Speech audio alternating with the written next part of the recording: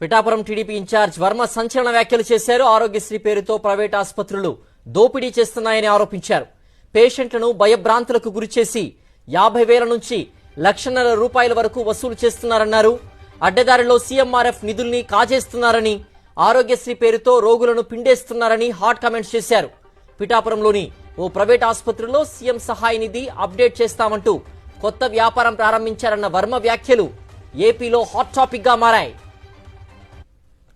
ఆరోగ్యశ్రీ గురించి వెళ్తే మా నియోజకవర్గం నుంచి వెళ్ళిన చాలా మంది కూడా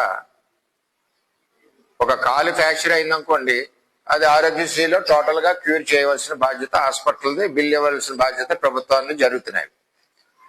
ఆ ఫ్రాక్చర్ అయిన కాలుకి దానికి ఏదో సాకు చెప్పి అదనంగా 50,000, 60,000, 1,00,000, 1,50,000 డిమాండ్ చేసి తీసుకుంటున్నారు. చేత పేదవాళ్ళు చాలా ఇబ్బంది పడుతున్నారు. ఇటువంటి కేసులు నేను ఆల్రెడీ 1-2 కేసులు నేను డిఎంఎన్హెచ్ఓ దృష్టిలో కూడా పెట్టడం జరిగింది. ఆయన కూడా యాక్షన్ తీసుకోవడం జరిగింది. ఇవి ఇంకా ఉధృతంగా కాకినాడ హెడ్ క్వార్టర్లో మటుకి ఆ పేరుకి ఆరోగ్యశ్రీ అని చేస్తూ ఆపరేషన్ థియేటర్ నుంచి బయటకు వచ్చి ఇది పక్కదానికి తగిలింది, లేకపోతే ఇంకో జబ్బు ఉంది, ఆరోగ్యశ్రీ దీనికే వస్తుంది, ఈ పక్కదానికి రాదు కాబట్టి ఏం చేయమంటారు,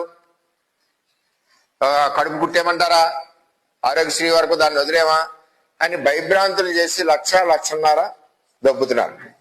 దానికి సాక్షులు మా నియోజకవర్గంలోనే సింహాద్రిపురంలో ఉన్నారు, ఫిట్నెస్ లో. ఈ విధంగా కాకినాడలో జరుగుతుంది. ఇది తక్షణం అధికారులు అరికట్టాలని చెప్పి ఆరోగ్యశ్రీ ఏవైతే అవుతున్నాయో, ఎన్నైతే అయినాయో ప్రతి వీక్ లోని మానిటర్ చేయాలి పేషెంట్లతో అక్కడ ఉన్న ఆరోగ్యశాల నుంచి అని చెప్పి నేను డిమాండ్ చేస్తా ఉన్నా. ముఖ్యమంత్రి సహాయ నిధి మీలో పెట్టేస్తాం, మీరు ఎవరన్నా కాళ్ళు చేతులు ఇరిగిపోతే వచ్చేయండి, లేకపోతే ఆపరేషన్ కావాలంటే వచ్చేయండి.